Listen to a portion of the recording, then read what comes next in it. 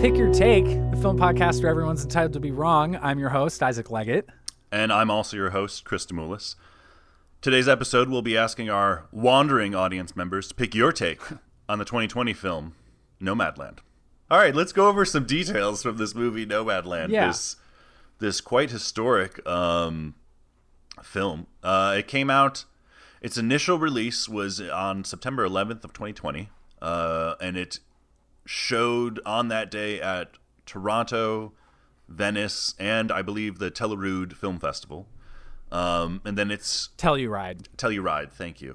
Oh, God. Telluride. My bad. I spelled it wrong in the notes. And it had a theatrical release and also a release on the internet, I think at the same time, on February 19th, 2021. Studio Searchlight Pictures, which now is owned by Disney.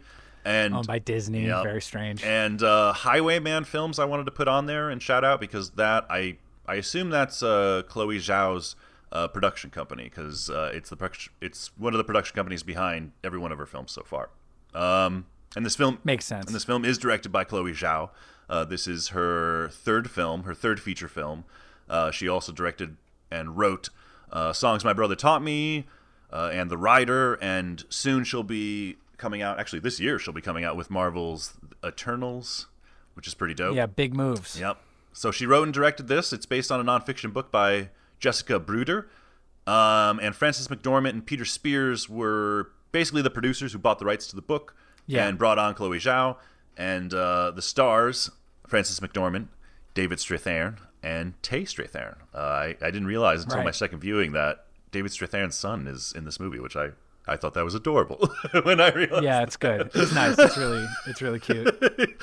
Okay, so the story of Nomadland is that after the 2011 closing of the gypsum plant in real-life Empire, Nevada, recent widow and newly houseless Fern sets out into the van-dwelling nomad lifestyle of American migrant workers of a sort. Finding work at Amazon warehouses and campgrounds and other factories, Fern meets other nomads around the country, creating bonds of struggle, resilience, and hope, learning to accept her past and her future in a world where control over your own life can be a huge risk. And I guess going right into it, I like this movie a lot. I think this is a really nice movie. I do not like this movie. But I do not dislike this movie a lot. It is probably the closest I could be. It didn't work for you. Well, it's interesting. The main reason why I'm saying that is because half of the movie does work for me. Half of the movie works for me very, very well. And I guess I won't go right into it yet, but basically it really is kind of a split movie for me. Like half of it I'm very compelled by, and half of it I could care less.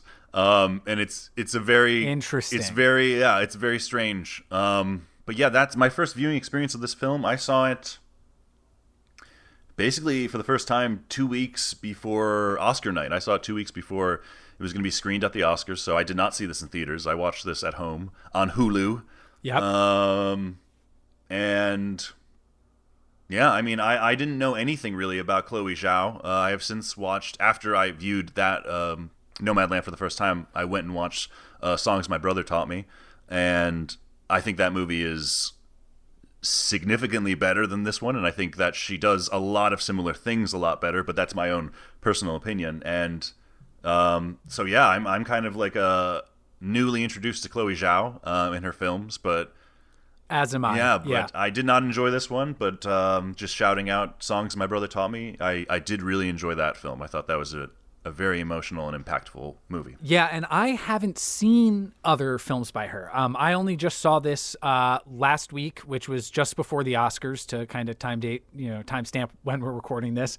But I found, well, I really am interested to hear which half works and which half kind of kills it for you. Okay. Because I know going into this, I know the fear I had when it was starting was my real concern was that I was going to spend the whole movie being like, why the fuck is Frances McDormand even here? And that is precisely my entire feeling for this entire movie. That's your problem. Yep. That's my problem. I get it. And it's strange because to talk about this movie is extraordinarily successful. It has been received very well by both critics and audiences, so I am very much in a small minority, I assume, by expressing the fact that I really didn't enjoy this movie, because it seems like the vast majority of people that watched it found it to be a very emotional movie. And at moments, I actually found that's great. Yeah, I also found it to be very emotional as well. But this movie was awarded 3 Oscars recently. It won Best Picture, Best Actress for Frances McDormand. And I should have shouted her out as producer as well, because her and Peter Spears, Chloé Zhao, and also director. Also, Chloé Zhao won for director.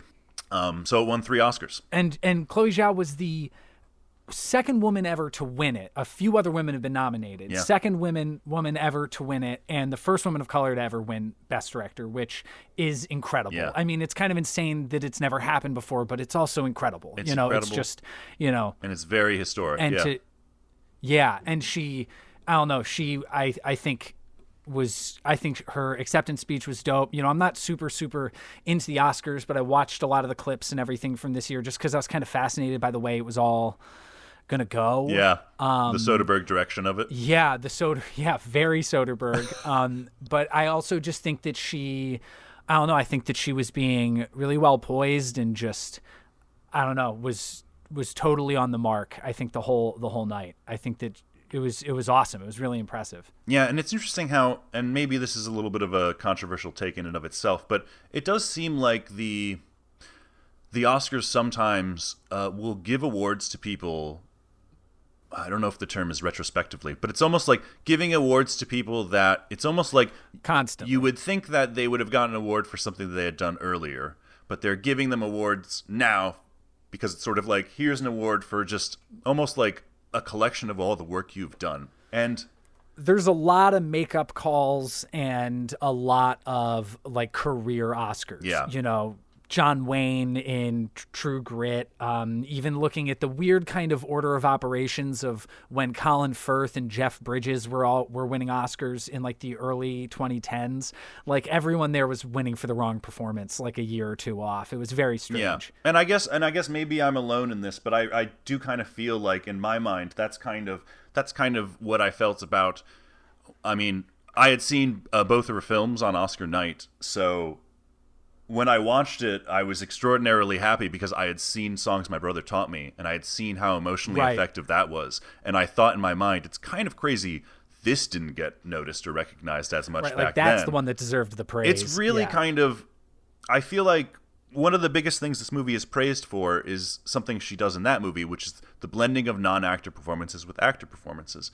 And I feel like in that movie, it affected me far more powerfully than it did in Nomadland. So it's strange because I am going to almost be like speaking in a way, like comparing these two films. I don't want to give away too many details because I know you haven't seen it. Sure. But I definitely, in that moment when she won, I was very happy and celebratory because I was like, yes, this is an extremely talented person. And despite the fact that I don't really enjoy this movie, I can see the talent that is behind this person, and I'm happy for their success. Deserves recognition. Absolutely.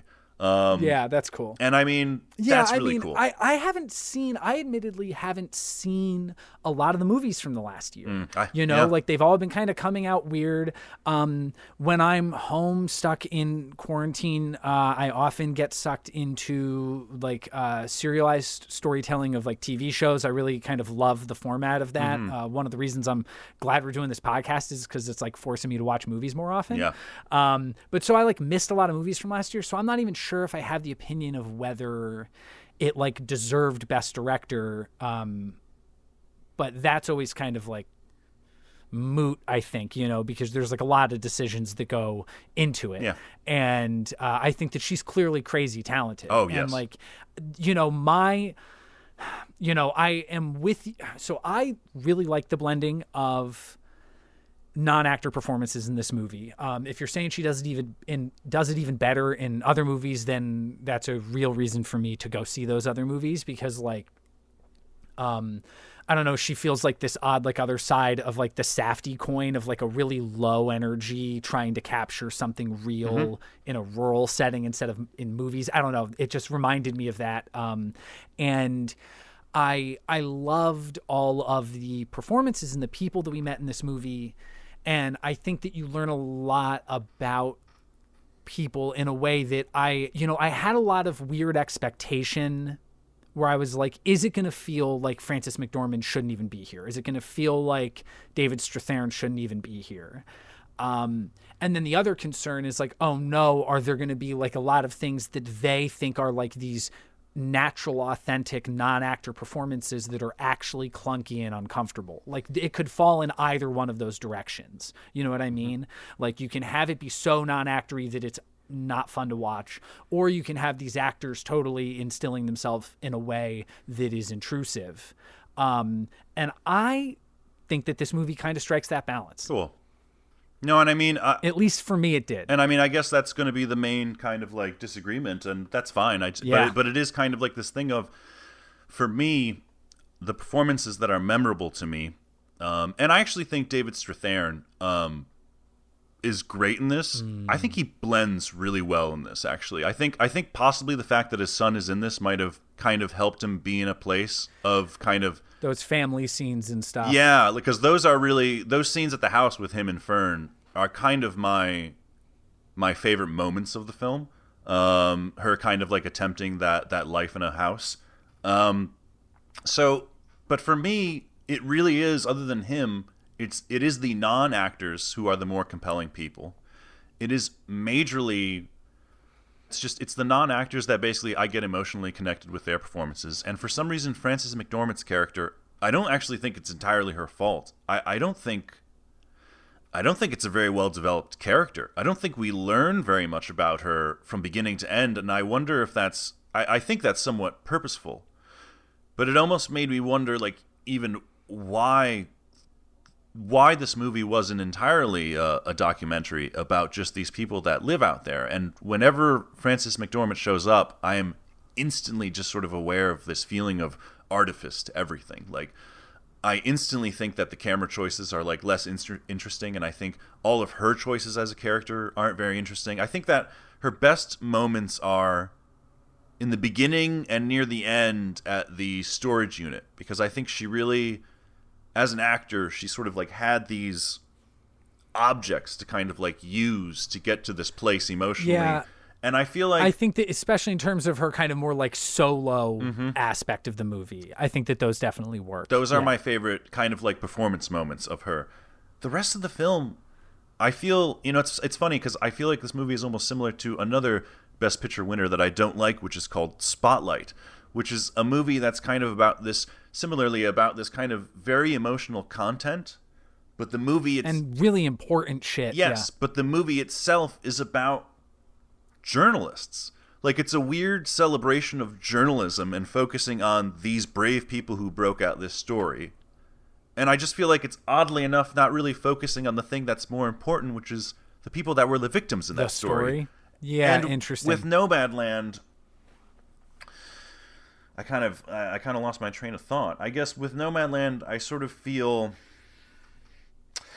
there's like a really empathetic story in here, but for some reason, whenever like the filmmakers are attempting to tell that story, it feels inauthentic to me. And it's always like the non-actors again that I just go back to, and I'm just like, man, those people are the most compelling. Like Swanky, Bob Wells telling the story about his son. Those are the moments that I remember as most memorable. And this is how I remember it's related to Spotlight. Frances McDormand is like playing the Rachel McAdams character of just like sitting there, nodding along to kind of these really deep and impactful stories. And I'm just like, why are we cutting back to this person? I don't care about this person who I know so little about, except the fact that her husband is dead, and she seems to only choose mourning throughout this entire movie. She is an inactive protagonist who just chooses to be mournful and like not move on. And not trying to talk myself out of it, but there is also the metatext of it of like, we don't really get a moment where she is telling her story to the other nomads, right? Like my personal favorite parts of her performances are when she actually kind of gets to be in the more actory stuff, like when she's at David Strathairn's house or when she's at her sister's place. Yes. Like, I think that like the scene where like her, I don't know, brother-in-law or just some other fucking guy at the party makes the comment of like, not everybody can kind of just throw everything away and set out on the road. And she's like, is that what you fucking think I did? And I think that like those are the parts that make me so glad that she was there, that they got to kind of like expand on the way the rest of the world looks at that external world and having a little more control over that, the actory part of it. And I liked that a lot. But it's like, I think that if we imagine Frances McDormand sitting there and talking to Bob. So like I read this. Okay, I'll finish my thought. If she's sitting there and talking to Bob Wells about him, him losing his child, and then we see Frances McDormand tell a story that we know is not true, I feel like that would make the movie. I think that would be a problem. Okay. In terms of the viewing experience. And like I read some things about this, about how like in getting that performance from Bob telling that story, like he did not know that he was talking to an actress. He thought he was basically just in a documentary talking to a woman named Fern, and she gave her story of losing her husband and losing her home, and he in response shared the story of his son killing himself. And then like later he like finds out like, oh, I was talking to an actress, like her husband is still alive. He's an Oscar winner living in Hollywood. And he like only learned that after. And like part of me is like, is that fucked up? Like, I know I'm saying I like this movie. I think this movie accomplishes a lot. But sometimes when I look at that with how much they blur that line, like, is that, I don't know. That felt a little fucked up to me. I don't know. That's interesting. No, I mean, that's going into a whole nother question of just like, yeah, I mean, you could go off on a whole nother issue of just like directors and the process they kind of go through to get performances out of people. And it's strange. Yeah. I mean, it would be, maybe I'm unpacking something that's way too big there, but I hadn't even thought of it from that perspective, and it's mostly because it's only occurring to me now. It's mostly because I didn't really look into kind of like how I didn't really look into her filmmaking process behind the two films that I watched of hers in terms of like how she was able to get these performances and how she was able to blend their life experiences with it.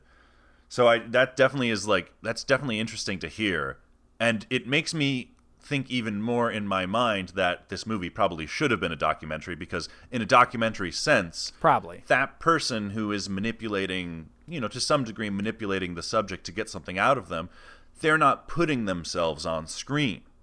They're not actually putting themselves out there to kind of like share that they did this. They're just sharing the personal stories of these individuals. And that does kind of relate to why, I mean, even though I've never heard that kind of relates to why I don't enjoy this movie. I just constantly feel like Fern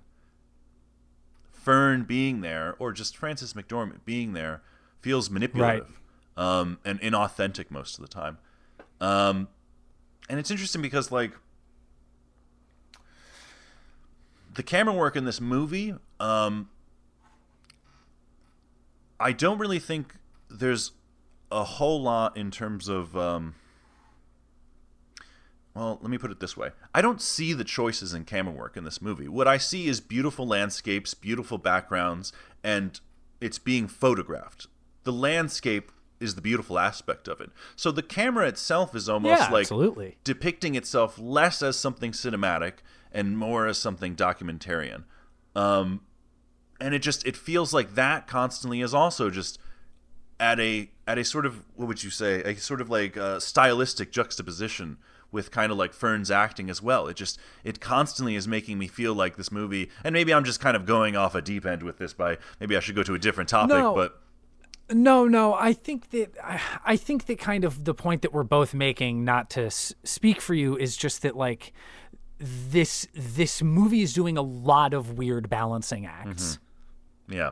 And whether you accept them or not is, I think, very much kind of like the crux of our argument, Yeah. in that, like, it's just like, are you willing to accept or land with these kind of like odd juxtapositions? Because most of them I am there for. And when I start thinking about the metatext of it and, the questions of how they made the movie, that might be a different conversation. But like when I was watching it, I was definitely there for that. I don't know. I think that this movie, when I look at Chloé Zhao, and I don't know the rest of her career, but just looking at that movie, this movie, I understand almost why she got hired to make a Marvel movie. And I'm super critical of Marvel movies, but like, I think that like when I watched this movie, I saw a movie that like was very like slow cinema, not super dependent on active plot, as opposed to just, finding the right place and the right time and the right character to spend some time with. And, very kind of like Kelly Reichardt, that like real kind of like slow go of it. But also I feel like those specifically artsy landscapes and the way that she was able to work with Frances McDormand on that way, I think this movie has a very commercial eye to it. I think that she seems to be able to do both. Okay. I think that she can be very like indie, slow moving, very low key, while having an undeniable, I think, commercial sensibility to what she's doing. And I think that that's the most interesting person you could ask to end up in the Marvel machine. You know what I mean? Like, what do you mean by like commercial, I guess, in the look of this movie? I feel like she just, there's a lot of like, there's a lot of slow cinema and indie cinema that kind of like wears its prickliness on its sleeve. That it's like, when I almost compare her to the Safdies, like the Safdies can be kind of inaccessible. They're very like in your face. Mm-hmm.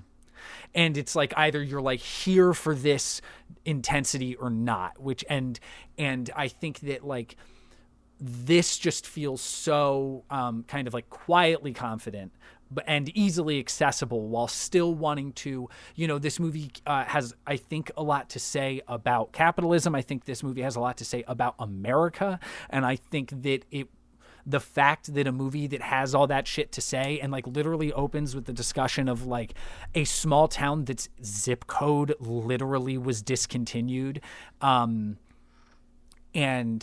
I think that for a movie like that to feel so easily accessible to people and to, garner all this kind of unanimous critical reception, I think that there's something special to that, and I think that that's undeniably in her presentation, Yeah.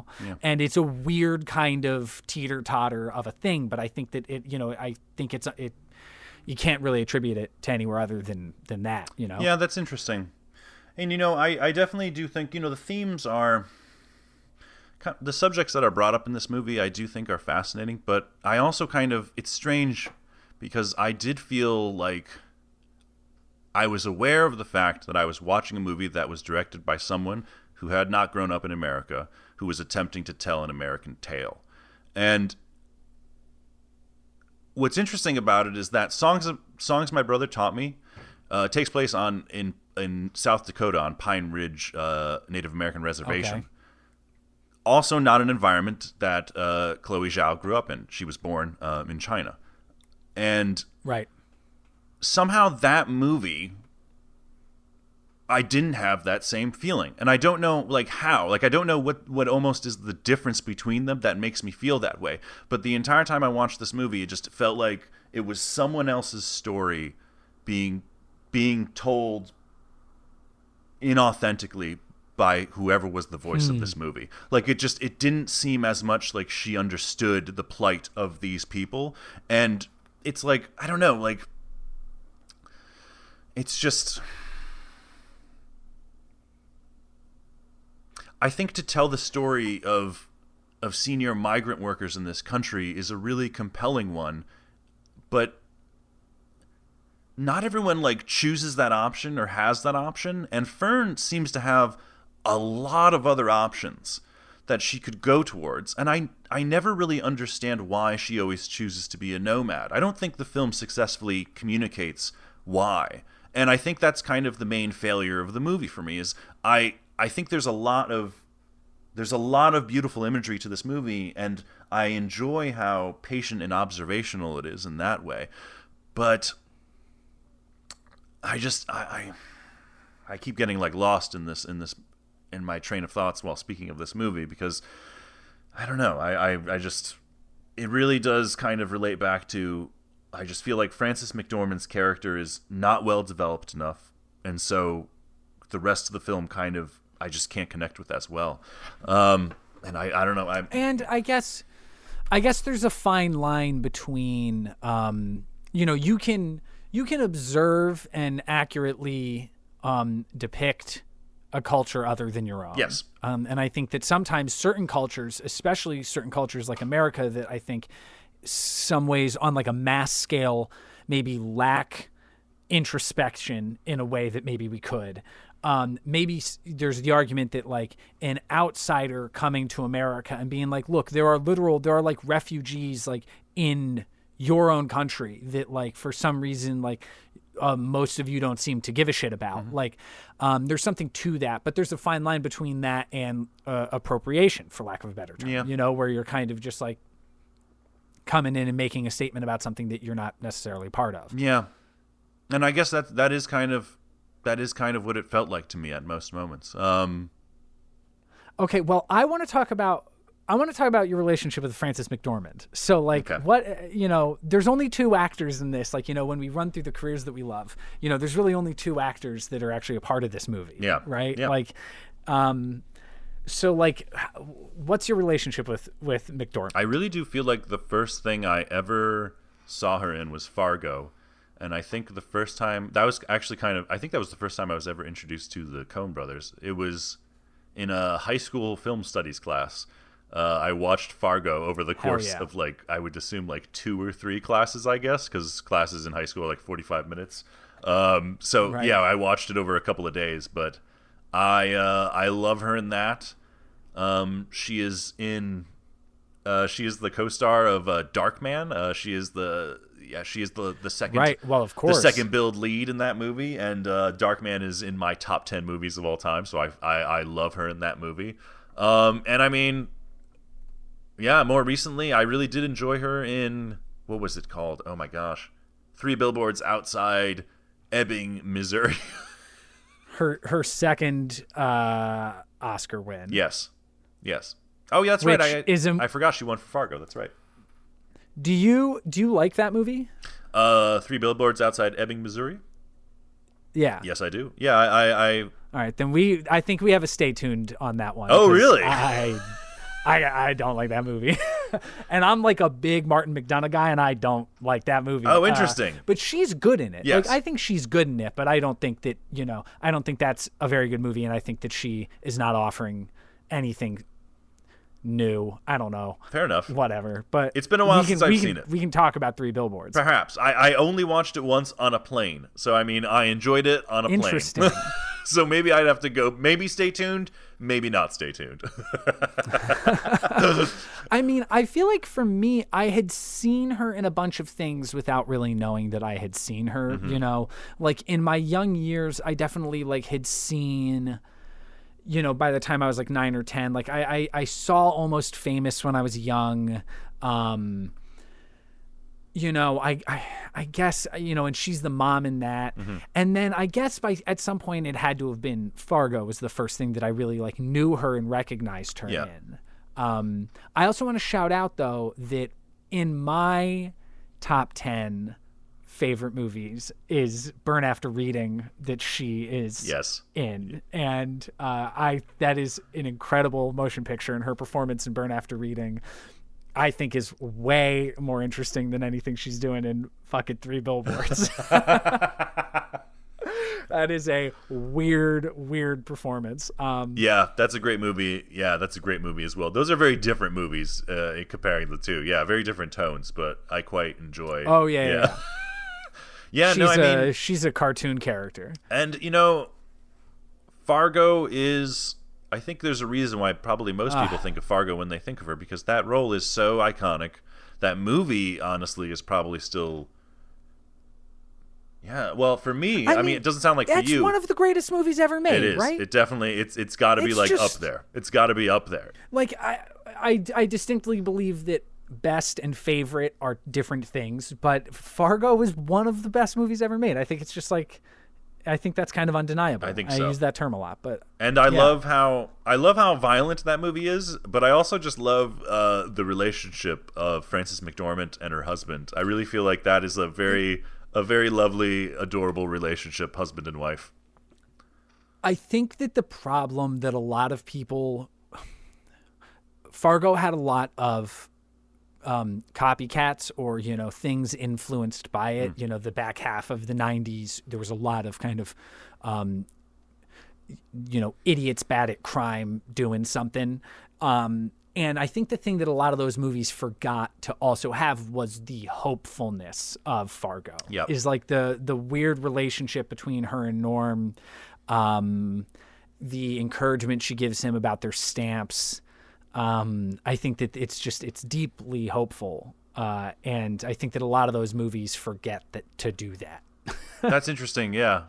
Yeah. I definitely agree that there is hope in Fargo. Like, I think that movie has a lot going for it. I really enjoyed that movie a lot. Yeah. And I really enjoy Frances McDormand a lot in a lot of performances that she shows up in. I feel like she shows up in one of the Transformers movies, but I don't know. Yeah, she's in probably like the third one. Yeah.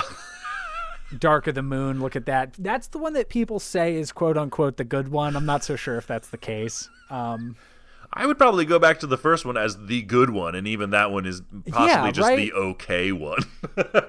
Sure, but it's like a successful, kid finds a car. Yeah. Ends with a robot battle. Yeah. That's all, there you have it. Though the fifth one does feature Stanley Tucci as a drunk Merlin, and that cannot be understated. Oh, I forgot about that. Does he play two roles in that movie? Well, no, he plays one role in the fourth one, and then he is only Merlin in the fifth one, in the flashback. That's great. That's really, really great. It is not great. But I mean, I feel like Frances McDormand was she nominated for Almost Famous because she's great as the mom in Almost Famous. I honestly think the only thing she was nominated for was, you know what, that can't be true. I think she's actually won. She's been, I think. Because let me see. I'm just gonna have to. I'm gonna have to look this up. She's got the second most. She has the second most lead actress Oscars ever now. Katharine Hepburn has 4 lead actress Oscars, and she has 3. And Meryl has her millions of nominations and has 3 wins, but I think at least one of them was for supporting. I think so. But yeah, Frances McDormand. It looks like she was nominated or something. Or what's up? Nothing. Just keep going. It looks like, I guess technically she was nominated for acting 6 times, and she has won twice. But you're right, she was nominated for Almost Famous, also nominated for North Country, and back in 1989, she was nominated for Mississippi Burning. And yeah, so now cool. Frances McDormand is now a 4-time Oscar winner, because also a winner of Best Picture. So she's a winning producer and actress. Right? Hell yeah. Yeah. No, which is awesome. And that's got to be. I think that cannot be understated either. I think that's a rare thing for a person to even be nominated as both actor and for picture specifically. Yeah. That rarely. I feel like, I don't know. I think Mark Wahlberg for The Fighter maybe. Yeah. But I don't know. It's weird. It doesn't happen a lot. It really doesn't happen a lot. But yeah, it's cool. I think that. And I do, yeah, and now I'm just thinking back to her performance in the film. I do like the fact that this movie is being told. I like the fact that this story is being told. So on the level of it winning Best Picture, I can understand that. And I guess, yeah, I mean, I'm not taking anything away from the fact that she won those 2 awards. But for me, I just don't always. You don't have the power to. No, I do not. And I mean, I wouldn't want to. Because, I mean, I think she deserves those awards. The performance and the character didn't work. But I think that to give a movie like Nomadland Best Picture, that is super awesome. And I honestly completely disagree with giving Frances McDormand a Best Actress award, but that's fine. I agree with that. I think that I don't understand. Like, she already has 2. This does not need to be the thing that she won for. I don't know. I think that almost any of the other choices would have been a more interesting choice. I think so. Yeah. Also, just if we're talking about, having the Oscars just happened, what a weird night. Yes. Yes. Very strange. And the ending was most so strange. Yes. Because they clearly moved Best Actor to the end of the night because they thought Chadwick Boseman was going to win and they could end the night with a tribute to Chadwick Boseman, right? Yep. It seemed like it. And then Hopkins won and he wasn't even there. No, and Joaquin Phoenix accepted the award. Yeah. He's like, all right, see ya. Like, and it's funny because I didn't see The Father. I assume Anthony Hopkins is fantastic in it. I mean, I assume he's deserving of the award. I did see Ma Rainey's Black Bottom. That movie's a fucking powerhouse of acting. Like, I think it's pretty... Really? I actually think it's pretty shocking that movie didn't get nominated for things like director and picture, because that movie is... I've only seen... I think, like, Nomadland. I've seen Another Round. I've seen Promising Young Woman. And Ma Rainey's Black Bottom, and I think that's honestly it of like the nominated movies this year that I've seen. And Ma Rainey's Black Bottom is far and away my favorite that I've seen so far. I think that's a very powerful film, and that's an exciting recommendation. I definitely recommend Ma Rainey's Black Bottom. I watched it, and I think that movie's fucking incredible. And I don't know, I didn't look up if it won the SAG Ensemble Award, but it definitely should have fucking been nominated for that because every performance in the movie is incredible. But I do wonder, it's based on a play. And yeah, it's August Wilson. Yeah. Yeah. And I mean, one of my top 10 films is also a play. It's 12 Angry Men. And that's a very stagey film. And it's a very almost like theatrical film in the way it's being presented. And I feel like Ma Rainey's... But that can work. I absolutely agree. And I think Ma Rainey's Black Bottom pretty much takes place in one location. So it feels almost like a stage play. And I think that some of the performances can be a little theatrical in sort of some of the... Because there are monologues in this movie. And Chadwick Boseman in particular has 2 very powerful monologues. And I do think he's able to I do think one is more successful than the other as a performance, but I think both are very, very powerful performances. Interesting. But I just wonder if kind of the more theatrical elements to the performances in this film turned people off. But I think that the movie is nearly perfect. I think it's a really great piece of cinema. That's an exciting recommendation to hear. Yeah. No, I definitely recommend that wholeheartedly. And so on that weird ending, like, I get it, and maybe I understand why Academy of voters didn't vote, but at the same time, it's such a weird system of electing who the winner is in the Oscars, right? And not only that, like, I guess if everyone, I don't know, if people decided that they liked, Anthony Hopkins more or whatever, everyone just assumed everyone else was voting for Chadwick Boseman, so they thought they could vote for someone else. Maybe. But like, to me, it's just like it feels like really poor taste to move it to the end of the night anyway. Mm-hmm.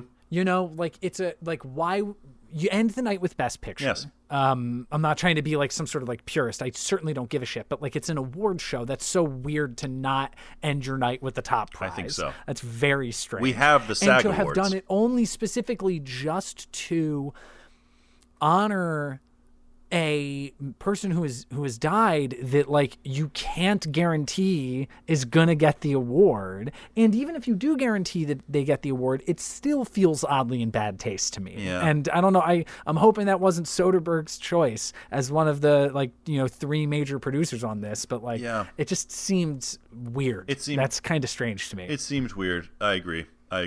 But yeah, I mean, other than that, that was I guess that is kind of the weird, memorable thing, because everything else was kind of the typical award show rundown. Daniel Kaluuya is an Oscar winner, which is awesome. That is amazing. That's super cool. No, I mean, I think most of the awards, I mean, we don't need to comment on it, but most of the awards I definitely think are well-deserved. I thought the sound design in Mank was really incredible. I know the Sound of Metal one, and I think it's particularly because the sound design of that movie is directly related to the emotions of the story. It's so integrated into the. And so, it's hard for it to not be the most noticeable and stand out. Yeah, you know. Yeah. But I did want to shout out. Actually, I forgot to mention Mank. I did also watch Mank, and Mank is most memorable, in my opinion, in cinematography, in the production design, and in the sound design. The sound design really made me feel like I was watching a movie from another era, and it was really well done, I thought. But I understand why Sound of Metal won. It makes sense. So I guess I basically saw 5 of the nominated films in total. That's about it. Yeah, I mean, I'm less than that. But I don't know. I'll run through it at some point. It'll happen soon. This whole year has just been kind of so weird. Whatever. I'm not judging myself for what I do and don't watch. Mm-hmm. But okay. So how about the only other actor in this movie? David Strathairn. Are you a Strathairn guy? So I mean, it's funny. I feel like I don't know of like a whole lot of huge major roles with him, because I mainly think of, I did see him. He's very much a character. Yeah, he blends in the background, and I mean, like, I feel like he was like a Colonel character in 2 of the Godzilla movies that I remember from recently. Yep. I remember him, oddly enough. I think it's shocking that he didn't get cast more after his role as Ira in what is it called? A League of Their Own. He plays I think a manager character for the baseball team in that movie or something, and he's kind of hysterical in that movie from what I remember. Yeah, he's an asshole, but he's really funny. Yeah, and I feel like the only other time I really remember him as a huge, a major role was in, I did see Good Night and Good Luck in theaters, and that's a movie of... I think it's the only time he's ever been top billed in anything. I think you might be right. Is he top billed in this? He must be top billed in this, right? He must be second billed. No? Yeah, he's second. Yeah, I'm sorry. Yeah, he's second billed. No, but I mean number one top billed. Gotcha. Okay. You know? Yeah. But I think that's it, because he's the lead in that. That's his Oscar nomination. Yes. And I think that movie has great acting in it. I do not think that movie is a very engaging film. It's it's a very... bit of a slog. We were saying that, yeah. It's a droning movie. They're talking in this very relaxing tone, and it takes place in very dark, smoky environments. And I just remember being in the theater...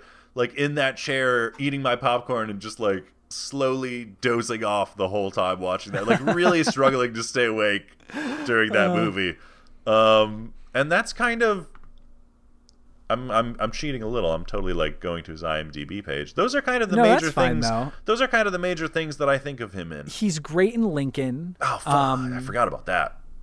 Isn't he part of that trio of dudes with James Spader and him, and I forget who the third one is.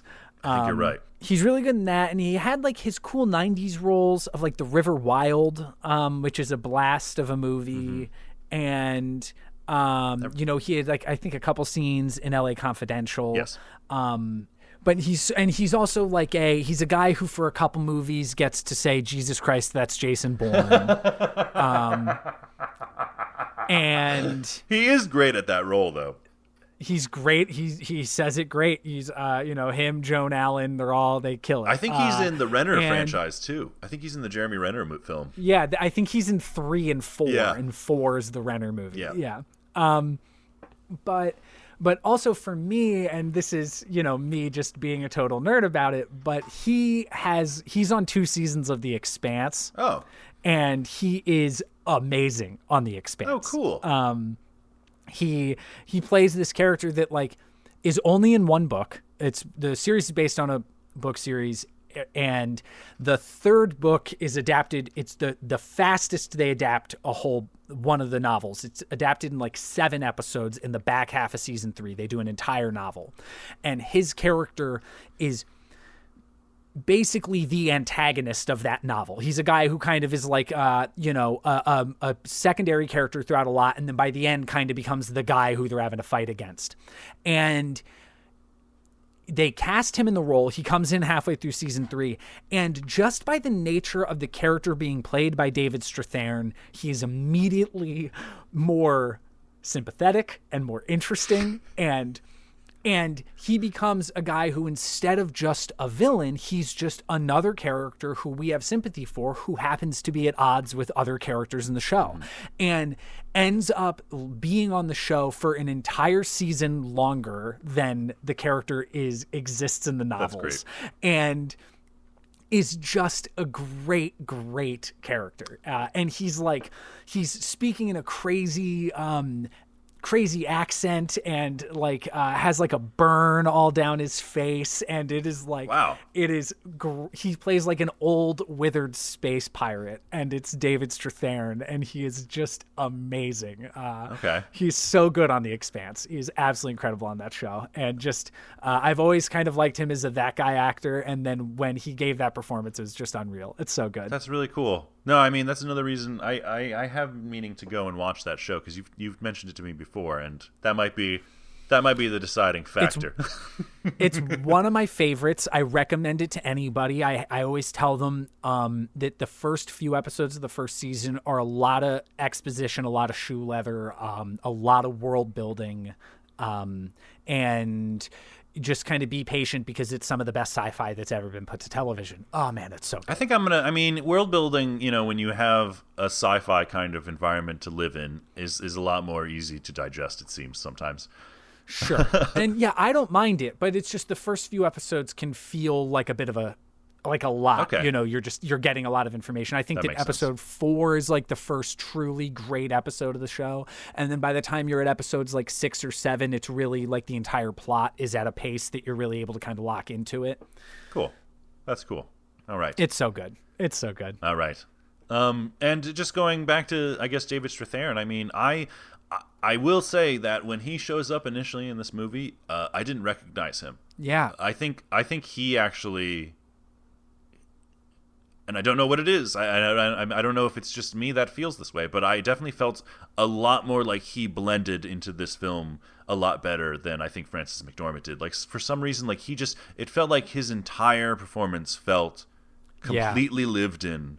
And I guess to me, something about Frances McDormand just felt artificial to me. And I feel like, going back to the film, I feel like that's, and I'm sorry, maybe this is, I keep like hammering. No, keep going. Just keep hammering this point, but by the end, I feel like I learned very little about the main character and what felt primarily like a character study. And that's really why I think this movie fails, is because it sets up to be this character study, and I have so many questions about Frances McDormand's character and about why she chooses the things she does. And I think that I think the script is too vague in giving us that information. I don't think we get enough of why she chooses this life, why she enjoys this life, why, for example, when she goes, one of my favorite parts of the film is when she actually goes to stay with Dave and his family, right. And she can't stay in the house. She goes outside to the van to sleep in the van instead, which tells me that she's more comfortable in the van, but I didn't think the script told me why. I didn't think the script, like, she lived in a house her whole life with a man she loved, and from all intents and purposes, it seemed like it was a life she enjoyed. She never wanted to go on these road trips. She never wanted to live this nomadic life before.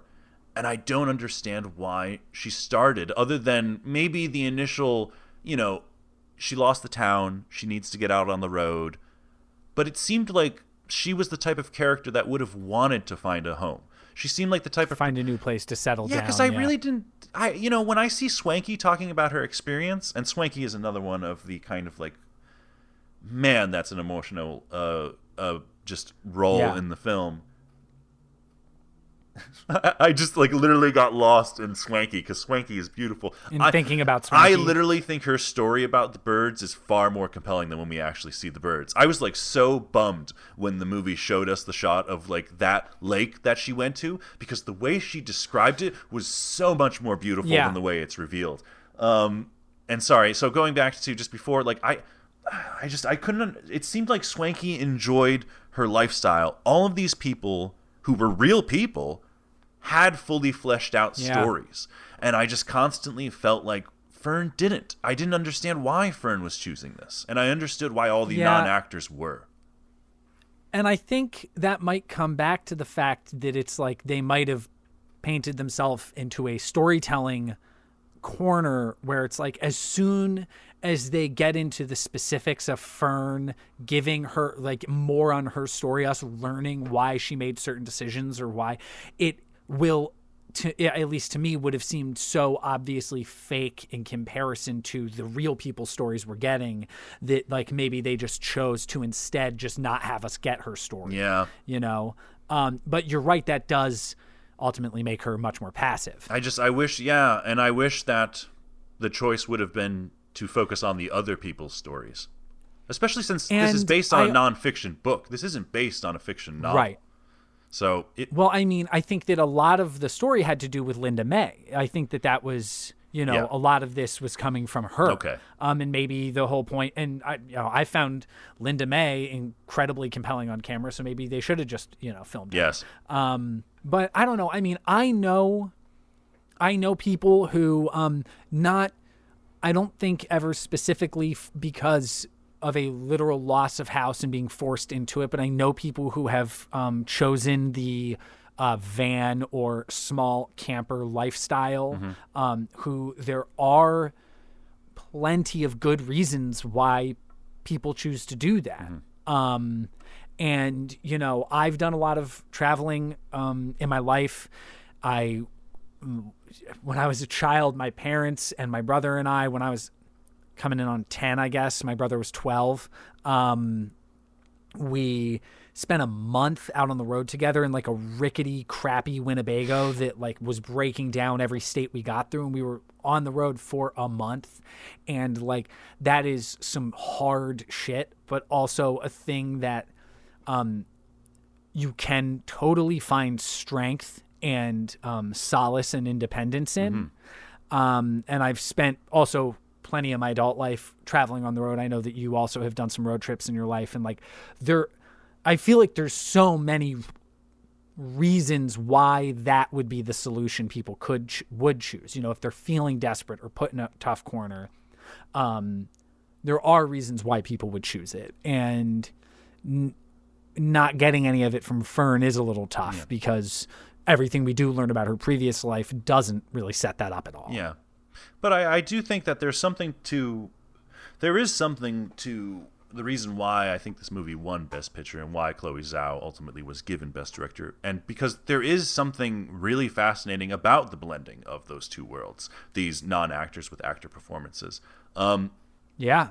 And I think that it is appropriate to award her for doing that because I think that it is very powerful when it works. I just personally feel that this just felt to me like an award for past work because I really think that Chloé Zhao's strongest work is so I haven't seen The Rider, but her first film, Songs My Brother Taught Me, I hard recommend for that. And deserves all that celebration. Yeah, and the actor who's in that is Irene Bedard, who's famous for being the voice of 1995's Pocahontas.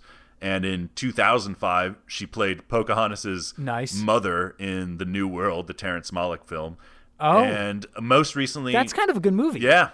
And it's just also just relating to Terrence Malick. I definitely feel like Songs My Brother Taught Me, cinematography-wise, feels very close to kind of a Terrence Malick-y feel. And I think the cinematography in that movie is also amazing. And I also wonder if that's maybe why I feel like this movie is kind of tired in its cinematography because they've kind of been shooting similar stories in almost like similar environments for 3 films now.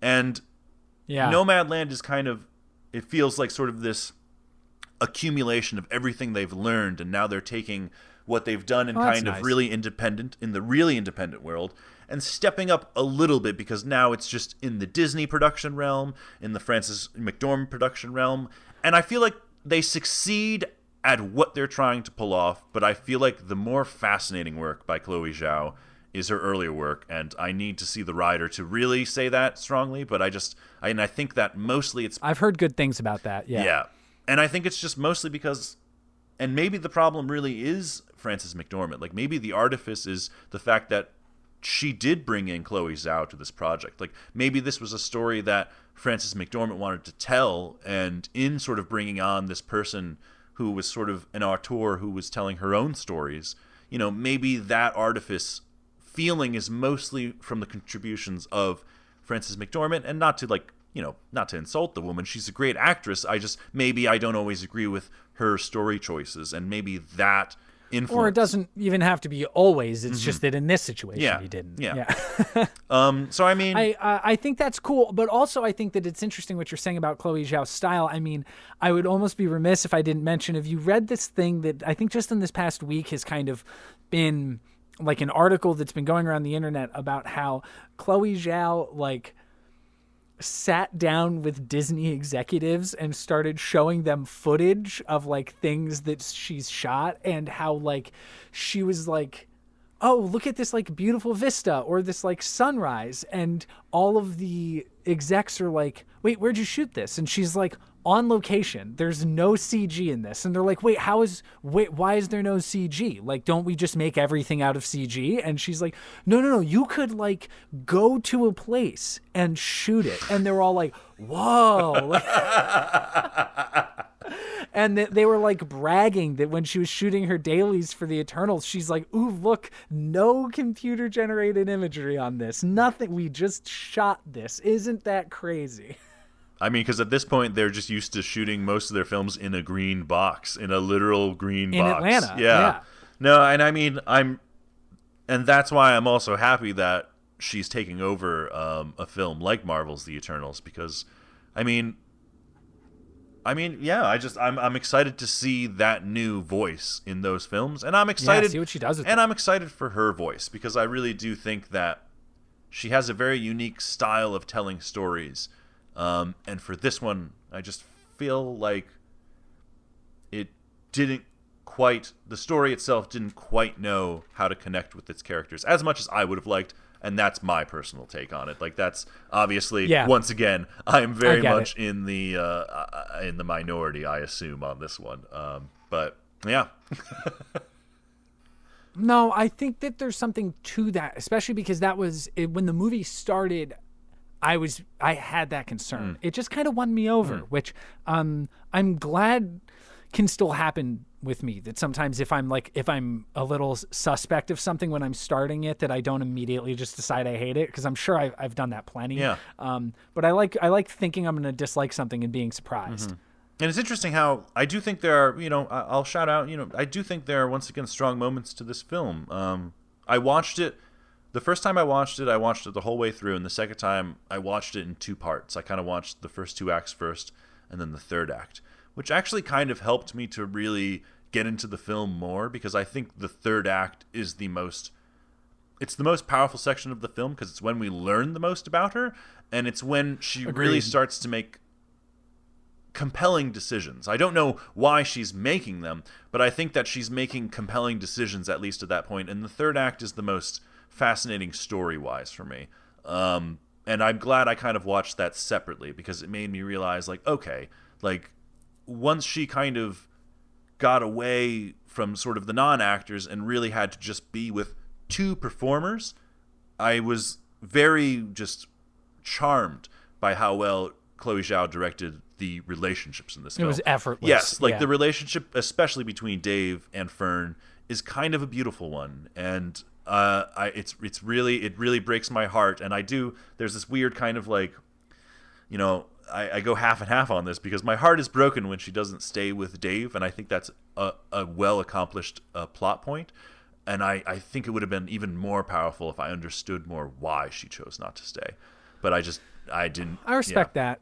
Yeah. And I think, and I like the way that I don't know, with her, it never even really felt like an option that she would stay with him. And I was okay with that, Okay, interesting. And I also liked in his performance that he kind of understood that it wasn't an option. But he's also like, I genuinely like having you around, so it would be crazy for me to not ask you to stay. Yeah. So, like, if you want to stay, please stay. And, like, I don't know, I found something very honest and very human about that with like a lot of, I think, like respect and understanding and kind of the whole situation. I really enjoyed that too. And I mean, if the story is, and I think the story is mostly telling us that it is kind of, she is still mourning over her husband. She still loves him and hasn't quite moved on yet. And I think that is kind of what the story is telling me. But I just felt like it was a little too vague. And I do feel like, just speaking on the director still, I do actually kind of feel like that is one of her weaknesses as a storyteller. I think sometimes she is, even in Songs My Brother Taught Me, I sometimes feel like there's a way that she delivers information and dialogue that sometimes is a little too vague, I think, to kind of get these emotional cathartic moments that she sort of wants later. Like, I think that she's sometimes a little too vague in telling us why characters are making the choices. And it's something that came up in both this movie and Songs My Brother Taught Me. Yeah, and I think there can be an argument for, the fact that in real life we often don't get people's motivation for every action they take. It's true. And that's a thing that we kind of take for granted within narrative storytelling. Yeah, of course. But also, I've needed someone to tell me that before. It's not like I'm always thinking that way. Mm-hmm. But I don't know. That's just the argument of it. I don't know if I totally agree with it. I think that sometimes within narrative storytelling, we do want more setup and we do want more reasoning and we want it to feel a little more cohesive. I guess I do. I don't know. And no, I mean, it's kind of what we all seek out of it, I think. And just kind of sticking with my number thing, it's funny because this is episode 5, and that's exactly the number I would give this movie, because it's literally like stuck.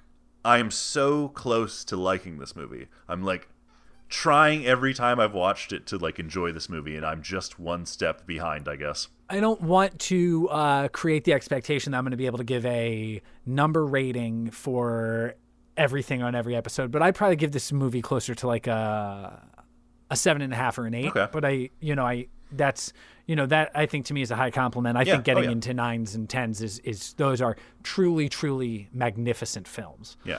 So, cool. Okay. So not that I'm always going to have that, but I think that thinking about it, that's where I'd put this movie. Yeah. I mean, for me, just kind of thinking of a number is just my way of kind of like, for me, it's like 10 to 6 is kind of like the range that I think I can enjoy a movie. And below that, it's like, now I've gotten into the realm of like, I'm not enjoying this as much as I'd like to be. I guess it's kind of my scale. The problem is that movies between 5, like 5s and 4s, I have very little interest in watching ever.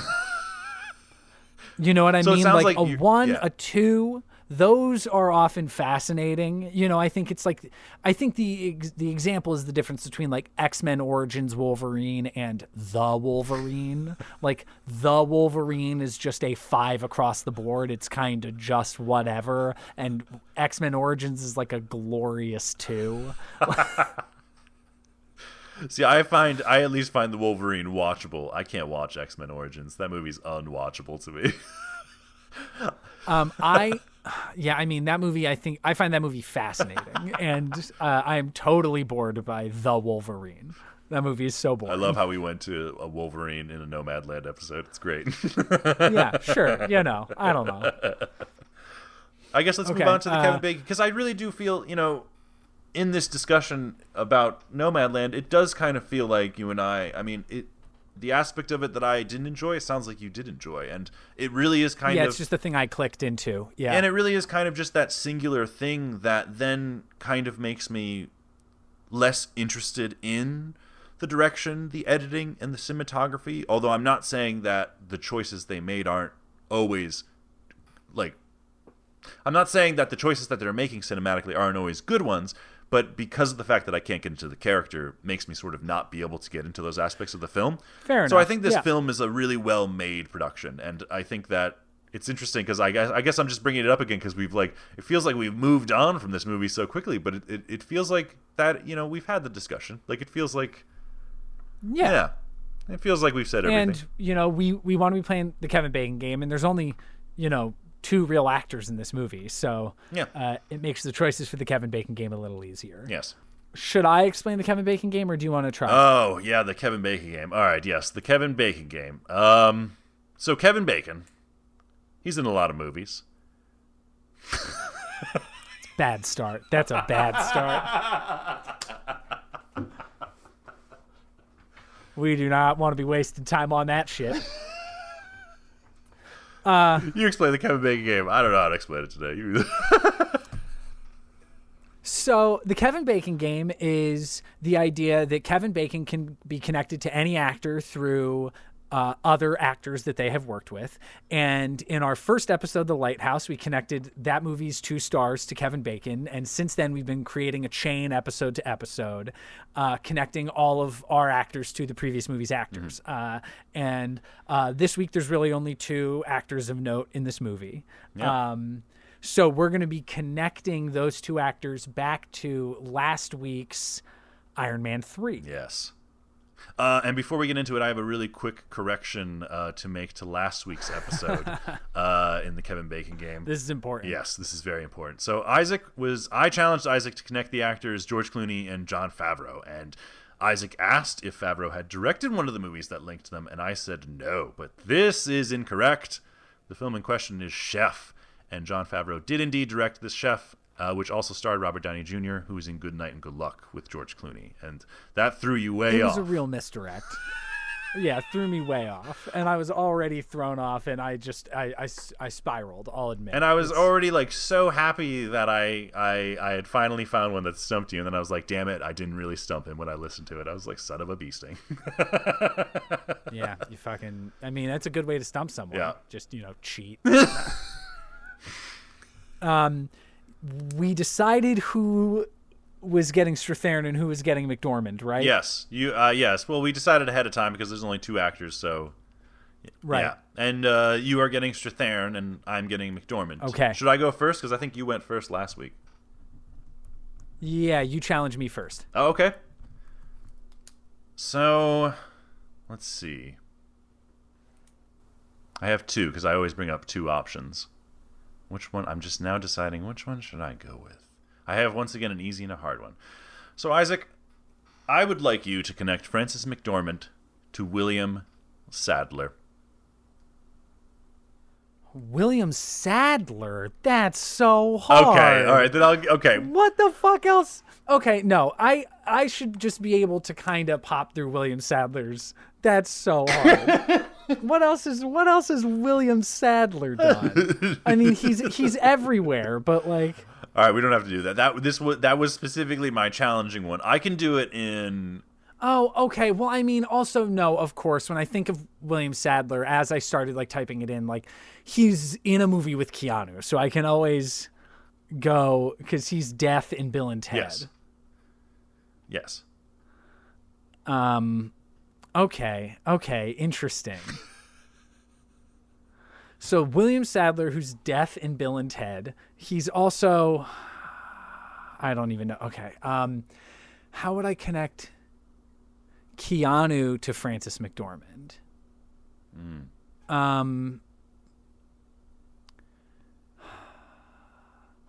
Let me think. Damn, William Sadler, man.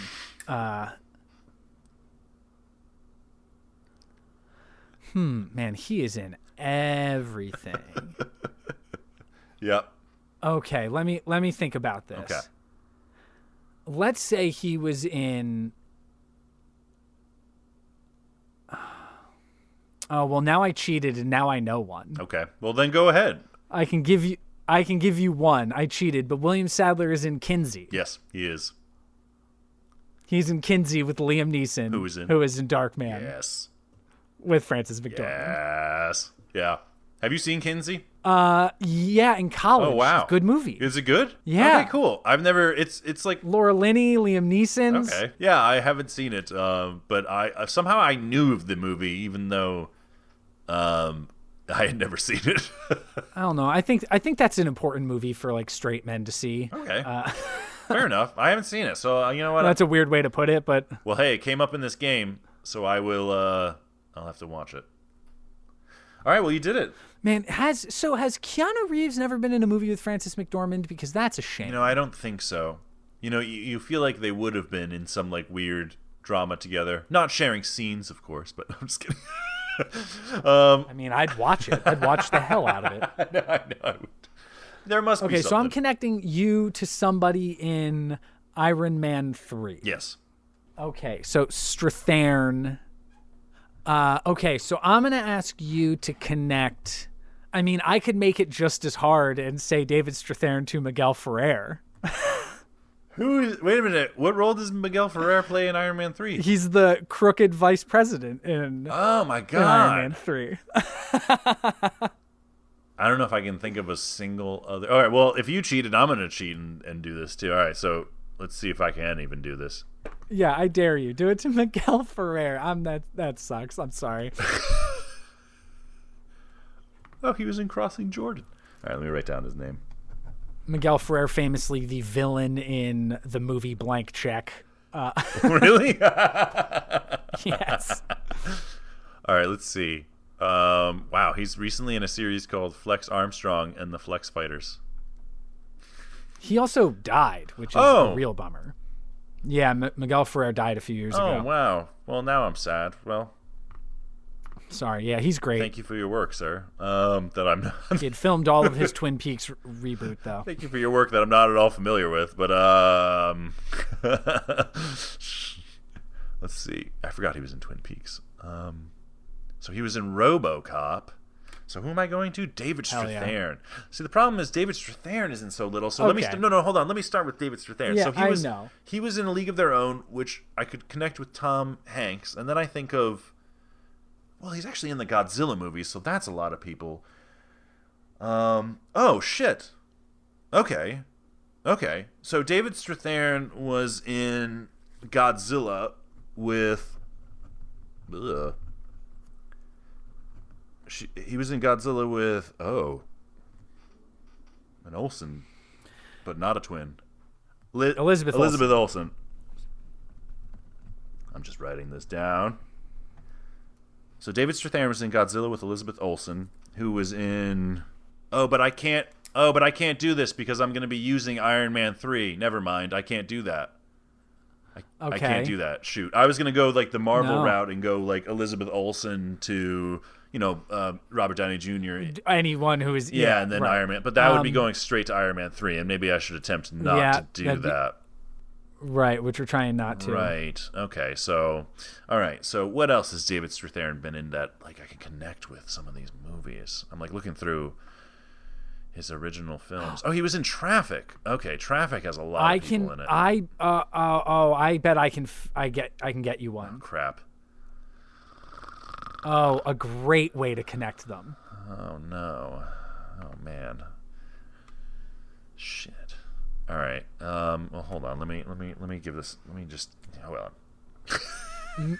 It's a 2000s remake that Miguel Ferrer is in. I'm literally just looking through his. That's fine. Oh, he was in The Manchurian Candidate. Wait a minute. And who else is in The Manchurian Candidate? Meryl Streep and Denzel Washington and. Why is it I can't think? Meryl Streep. Meryl Streep is in a movie with David Strathairn? Wait a minute. The River Wild. Oh, I've never seen The River Wild. Oh, you've never. I'm sorry, I totally ruined it. Okay. Oh man. So David Strathairn. Oh my gosh, The River Wild. Oh, Kevin Bacon, Meryl Streep, David Strathairn, like river rafting thriller. Oh my god, so Kevin Bacon came back into the game. Yeah, actually true. Also a Kevin Bacon movie. A river rafting like a crime thriller directed by Curtis Hanson. Weird movie. Wow. Good movie. Okay. So David Strathairn was in The River Wild with Meryl Streep, who was in Manchurian Candidate with Miguel Ferrer. There you go. There we go. Sorry, I always step on toes. It's always it's fascinating the weird connection. No, I kind of love that we found one that was connected again to Kevin Bacon. A Kevin Bacon movie? I think that's great. Yeah. I think that's amazing. Whenever we can, we gotta. Yeah.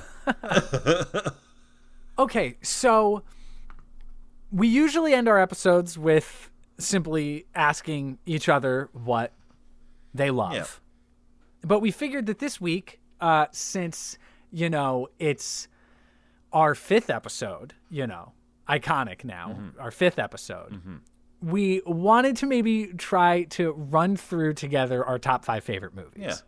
Yeah, I mean, because we reference our top lists sometimes. And I don't know how far we'll go with this. I don't know if we'll go beyond top 10 or something, because it's so strange to go back through and to think of my top 5 movies again. I think I was telling you earlier that I basically just kind of thought of it as, okay, what are the movies that I'm constantly going back to and just rewatching? What are the things that I love to just rewatch over and over again? And that's kind of how I attempted to compile my top 5, I would say. Do you want to go first, or should I go first? Well, it would make sense for us to just each read out our top 5, okay. right? Yeah, sure. All right, so let's right. Okay, so you go first. All right, so my top 5. Number 1, Evil Dead 2: Dead by Dawn from 1987. That movie has a subtitle? Yes, it does. Dead by Dawn. Dead by Dawn. That's a good There's name. the sequence where all the furniture is and the taxidermy is talking to him, and they're screaming Dead by Dawn. And Have you ever seen Evil Dead the musical? You know what? I've only seen clips of it online. I don't think I've ever seen the whole thing. Have you? I helped put up the show at a theater that I worked at. No fucking way. That's amazing. It was awesome. It was amazing. And then since I wasn't working the show, I was only helping put it up and tear it down. I got to go out into the audience and watch the show. That's so it was cool. awesome. Was there a splash zone? Oh, yeah. Oh, awesome. It wasn't terribly needed. I kind of wish it could have even been bloodier, but by the end, they then were just we're just going to go crazy with it. And it got bad right at the end. Yeah, I think I'm a big fan. I've said before, I'm a big fan of Sam Raimi. I think this is his most perfect movie. I think this is the most perfect movie. I think it's the most entertaining thing I've ever seen. I just start to finish. It's really incredible. I am enthralled with it.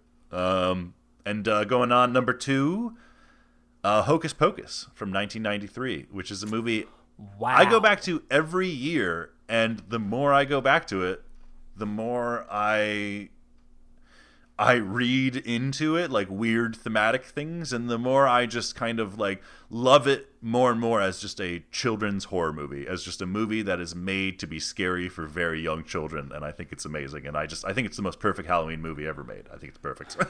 That movie really successfully spooked me out when I was a kid. Oh yeah. I like that movie a lot. I like it. And I saw it. I caught it on TV a few years ago, and a little bit of the charm was gone, but I really was oh shit, this is good. The creepy effects, the dead cat effects of him, the broken cat when it gets killed. I don't know, it's good. It's a good day of Disney practical effects, certainly, since we were talking about how they do nothing but shoot things in a green box now. It was it's definitely the sets are very real, and the witch's house is great and stuff. I almost feel in a weird way one could create a shared universe between Hocus Pocus and the Evil Dead films. I feel one could even look at the book. Yeah. I feel that's funny how your first 2 movies both feature a Book of the Dead. Oh yeah. Oh, and actually my third one does too. I think I just like the Book of the Dead. My third favorite movie is The Mummy from 1999. Well, shit, look at that.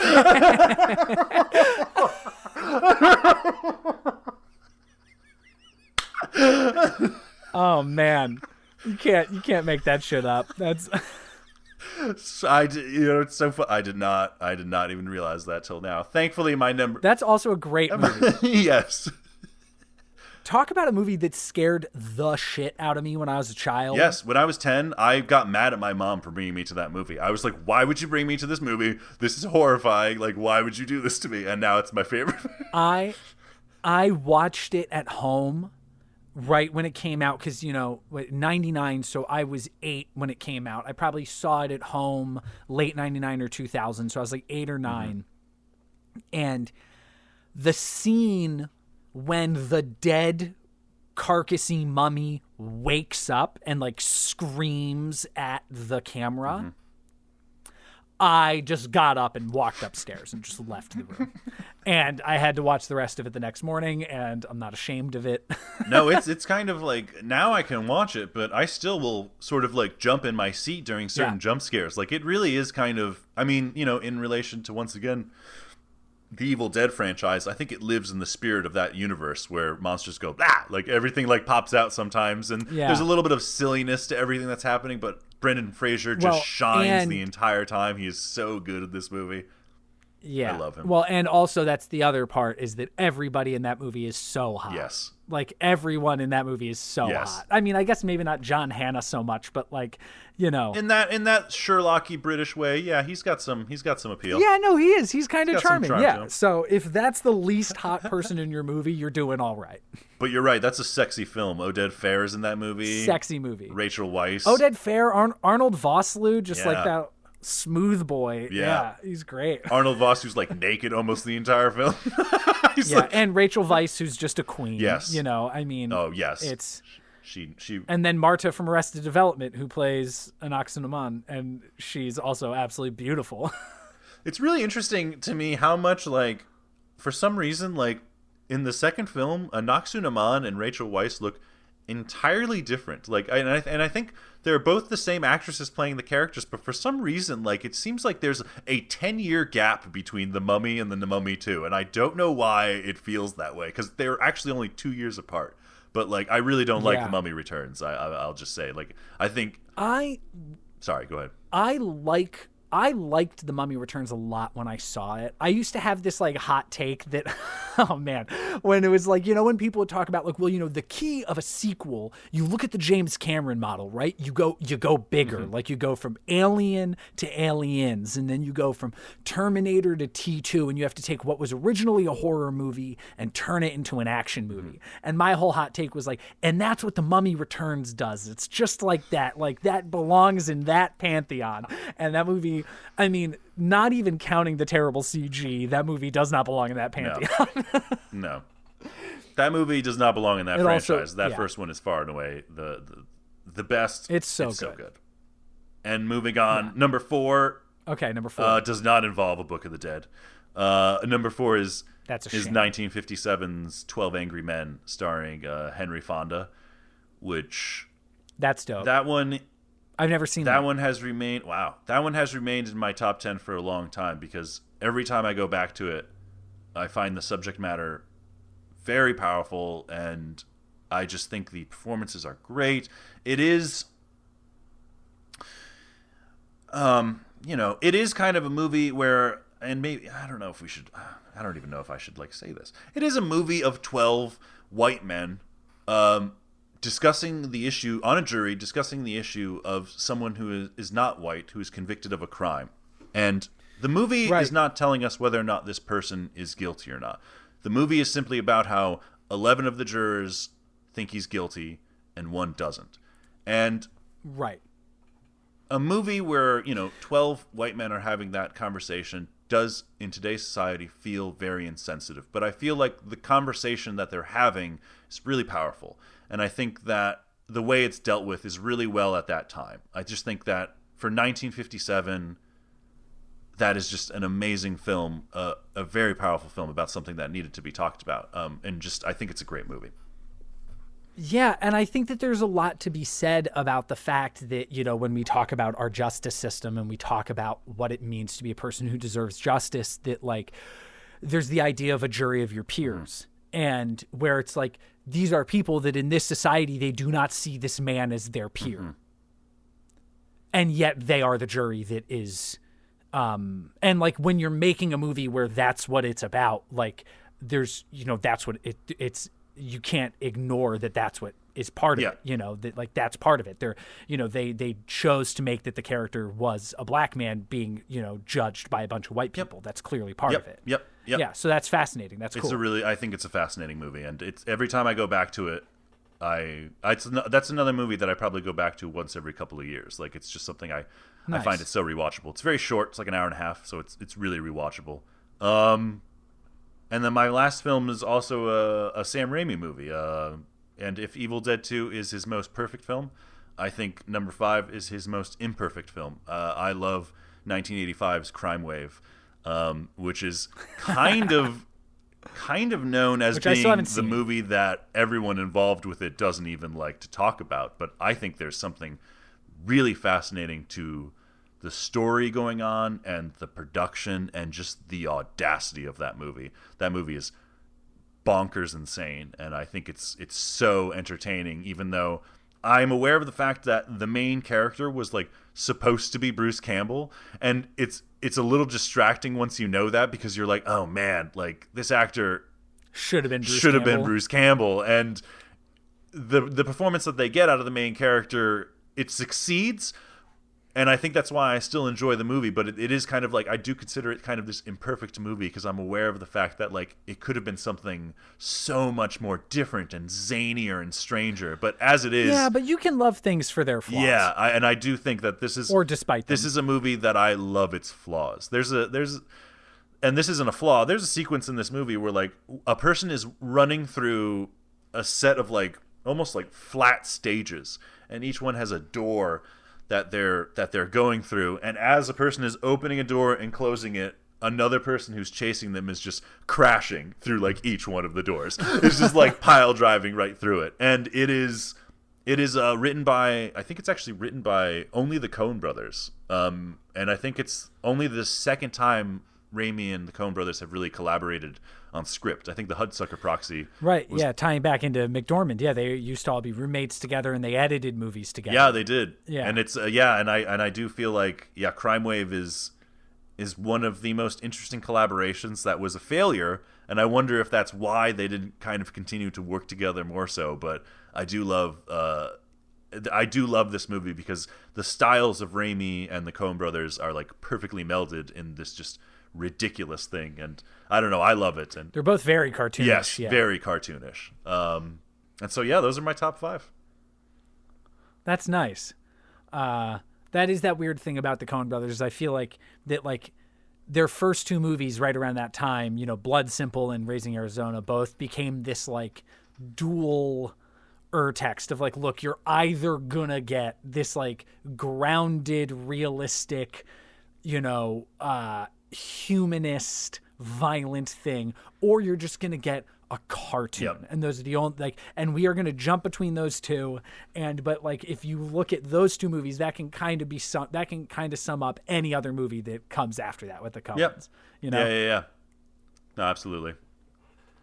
So do you have a top 5? I know you do. I do have a top 5. I'm gonna have to make a game time decision on my 5th one, because I have my 5 and 6 are tough. Okay. Okay, so my number 1 favorite movie is Hot Rod. Nice. I can't deny it any longer. I mean, I haven't been denying it for some time, but there was a time where I would tell people that my number 2 movie was my favorite movie. But it's just, Hot Rod is, I think, one of the funniest movies ever made. It just fires on all cylinders. It's so funny. It's so silly.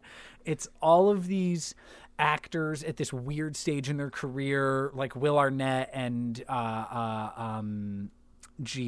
Hader and Danny McBride and Isla Fisher, and it's just it's so funny, and it's so silly, and it's endlessly quotable. And I famously to me and my friends, but there was once a week in college where in 7 days I watched Hot Rod 8 times, and I just love Hot Rod. I just love. Wait a minute, that was a day or a week? Sorry, 1 week. Okay, Pardon okay. me. In a week. In 7 days, I watched Hot Rod 8 times. Wow. And I could have done it more. I just didn't have the time. I think I did something similar, I think, for like Dark Knight, although I think over the course of a month I saw that movie 8 times in theaters. I went to theaters 8 times to see that movie. Yeah, that's crazy. I've never seen a movie 8 times in theaters. I think, oddly enough, the movie I've probably seen the most in theaters was maybe The Dark Knight Rises, because I just loved that theater experience, and I kept going to IMAX screenings of it. That's what I did for The Dark Knight. I also saw Fury Road probably too. Fury Road, I think with you, Fury Road is the only movie I've ever seen in theaters twice in one day. Yep. I think that's probably... for me as well, I think. Where we saw it at 10 a.m. and we came home and just couldn't stop talking about it all day, so we went back and saw it at like 7 p.m. Yep. Those were the good days when I was working for ArcLight and we could get tickets for free. That was great. Yeah. Great times. Okay, my number 2 that often was the thing I used to tell people was my number 1 is Alien. Also, I think a truly undeniable movie. Yes. I love the creature design. I love all the performances. I'm such a sci-fi nut, and I love dirty, like workman sci-fi. You know, it's a thing I was talking about The Expanse earlier.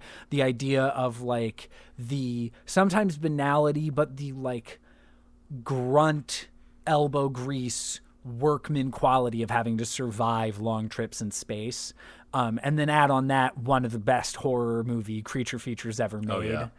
It's Alien. It's perfect. The production design, the craft itself is that's the thing that I really love. I love like all the corridors and the design of all and then as the movie goes on, the drippy kind of just grossness that world lives in. Like it's love the drippy stuff. Love the drippy stuff. Love the chains on the drippy chains. It's so badass. Harry Dean Stanton, Yaphet Kotto, R.I.P. He just recently died. But like, Home as well. I think, and I love that movie, and there isn't really a movie in that franchise, and I'm not talking like versus Predators things.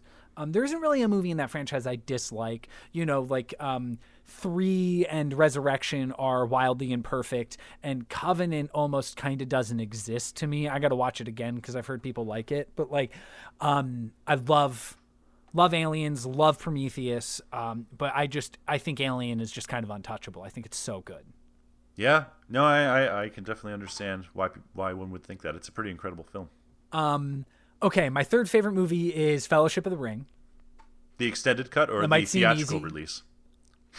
I think I would just go theatrical. I think that I love the extended cuts and I can watch them and enjoy them. But like, as a person who so much of the, we talked about our relationship to Tolkien a bit in the Warcraft episode, but like, I feel like as somebody who was so raised on it and had so much of Tolkien in my heart that like, I really love the distillation of the theatrical versions of Peter Jackson's movies. I think that they really, there are things that would have been nice to have in the extendeds are nice, but I think that there's really something special to being able to process it as a movie without it feeling like this really, really long extended experience.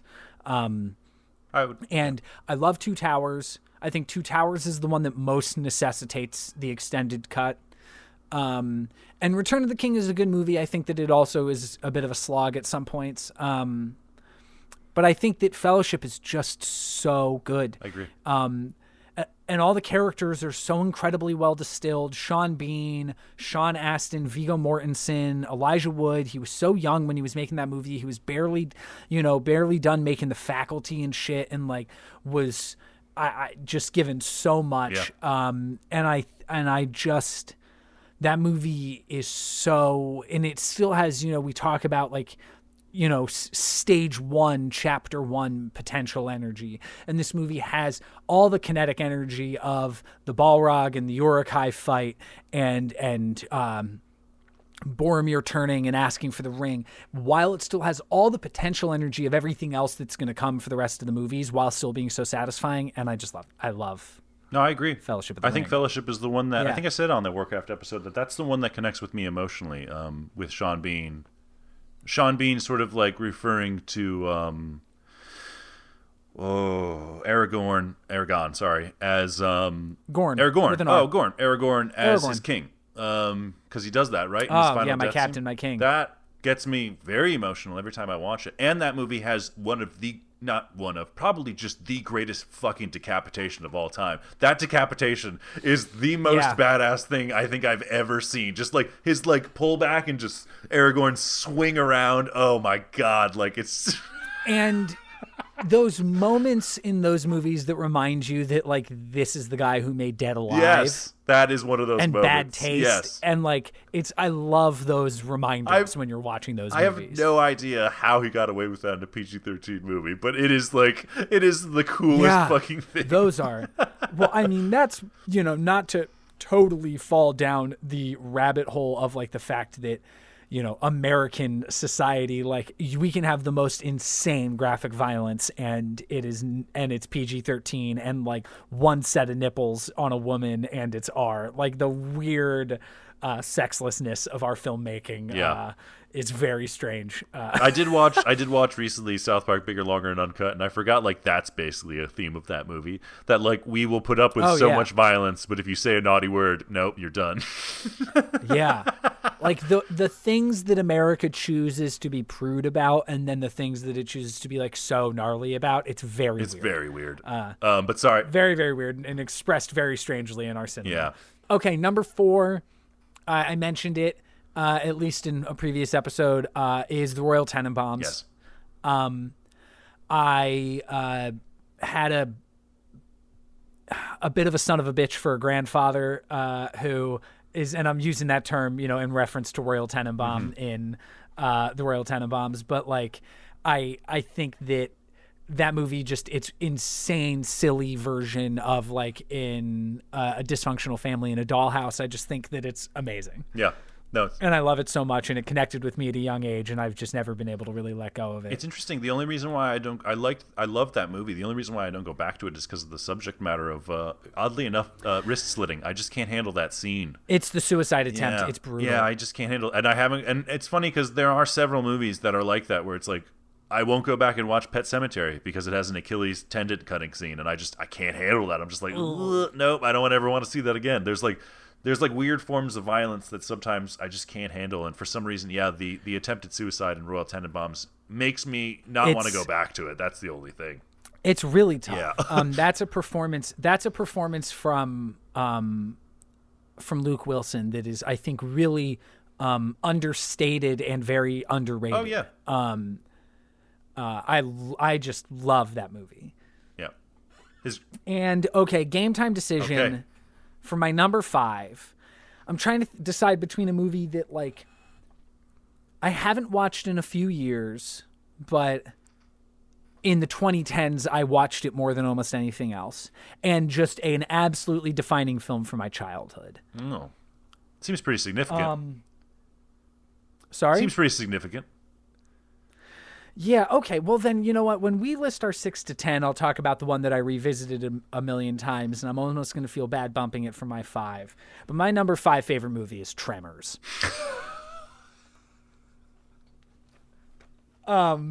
Tremors is a masterpiece. I'm not disagreeing. Going back to the Kevin Bacon of it all, that movie, talk about a creature feature. Yeah. Talk about such a satisfying movie. It's such a great concept that really gets played out to its best result. There's great kills. There's great set pieces. It's so, I love Tremors. I mean, I think I just always think of Kevin Bacon yelling, "Fuck you!" like down. Fuck you! Oh my gosh. No, there's so good. There's something about that movie. I remember watching it many times on television growing up. Like, it was definitely a movie that I went back to a lot. That's a really great. It had the little girl from Jurassic Park. Yeah, that's a great list. Oh, I forgot she was in it. And just kind of the concept of just like that sort of like you can't step on the ground and stuff like that. Like, that created such an interesting play for that film. It creates floors lava. Yeah. It's like giant penis monster coming for you out of the ground. There's the great scene where it swallows the station wagon down into the dirt. It's, and also it's the great thing of like, if, spoilers to anyone who hasn't seen Tremors, but it does the great build. Like, the first time you see Tremors, the first few times, it's all the little snakes are coming out of the ground and grabbing stuff and attacking people, and people are being afraid of it. And so for the first half of that movie, if you haven't seen that movie before, you think it's about these like monstery little, like, as thick as like an arm, long, snaky worm things. Yeah. And then you realize those are just its tongue. Yeah. And it is so good. Yeah. I just, that movie. And it spawned an insane franchise that has no good movies. Like, I mean, when I was a kid, I really liked Tremors 2, and I'm sure there'd probably be things that I would still like about it now, but all those sequels are absolute trash. But the first Tremors movie is incredible. It's strange how I can't not think of that always first when I think of Kevin Bacon. Like, that is kind of, to me, that mullet. Yeah. I just, that's when I think the name Kevin Bacon, that is the image. I picture him in that mullet, like, at that age, just like, that is his Sandy. Yeah, like, and I mean, he's a great actor, but like, that role is always gonna forever be the one that I think I'm gonna remember the most. Well, and he is a guy who is second and third build in a lot of movies, thinking about like someone like Strathairn, but like, true. Like Kevin Bacon just getting to be like the lead of a monster movie is just so good. Yep. Wow, that's really funny. I didn't even realize that Tremors. Oh, well, it makes sense that we ended up doing a Kevin Bacon game in this show. Oh, hell yeah. I mean, and I love Kevin Bacon, but it's not like I like adore Kevin Bacon. But man, Tremors is just the best. Cool. It's so good. I like your list. So just keeping with... Thank you. I like your list. Thank you. Keeping with the number 5, I just wanted to kind of shout out one last thing because we did talk about the historic night that Oscar night 2021 was, with Chloé Zhao winning for first Chinese woman, first woman of color at all. Thank you, woman of color to win that award. And I just wanted to shout out the other female women that have been nominated in the past for this award, because it's only 5, and so related to this episode. Right. Oh my word. Let's talk about them real quick. And I can't talk about them 5. much, but so the first one is Lena Wertmüller, who in 1976 directed Seven Beauties. I have not seen that. I don't know anything about that. I had never even heard of her before. I guess that goes to show. Yep. But that was the first one. And then it apparently took 17 years to get another, which was Jane Campion in 1993's The Piano, which I also have not seen. You haven't seen The Piano? I have not. Have you? The Piano was... I've seen it. I saw it in college. The Piano was always an interesting kind of punchline in my household. My parents don't watch a lot of movies. It's just never really been their thing. And so if a movie makes an impression on them in our household, there will be comments or jokes about it that will last for fucking years.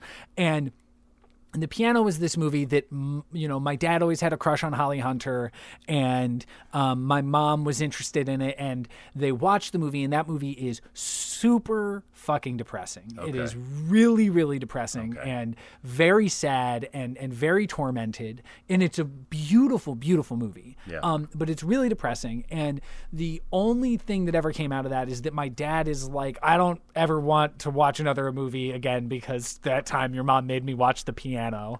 And it was just so fucking depressing. And my mom so latching on to the idea that you just see Harvey Keitel's dick in everything, because he goes full frontal in that movie. Oh, and he does go full frontal in a few movies. Wow. But it was just that, like, to my mom, it was like, my dad was like, movies are depressing, and my mom is like, Harvey Keitel likes to, hang brain. Like,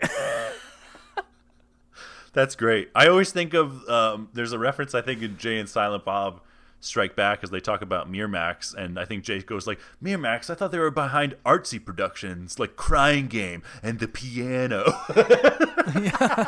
No, but I also want to be clear, that movie is powerful and moving and beautiful in a lot of ways. It's just dark, and it's about a person who's had a very hard life. And so, Anna Paquin won her Oscar for that.